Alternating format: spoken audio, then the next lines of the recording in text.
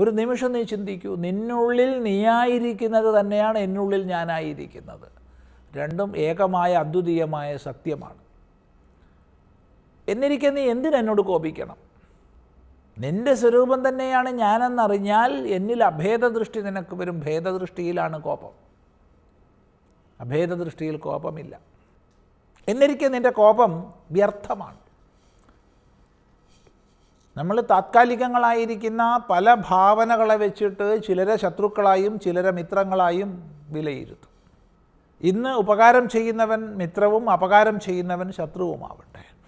എന്നാൽ ചിലപ്പോൾ നാളെ ഇന്ന് അപകാരം ചെയ്യുന്നു എന്ന് നമ്മൾ കരുതുന്നവനായിരിക്കാം ഏറ്റവും വലിയ മിത്രമായി വരുന്നത്.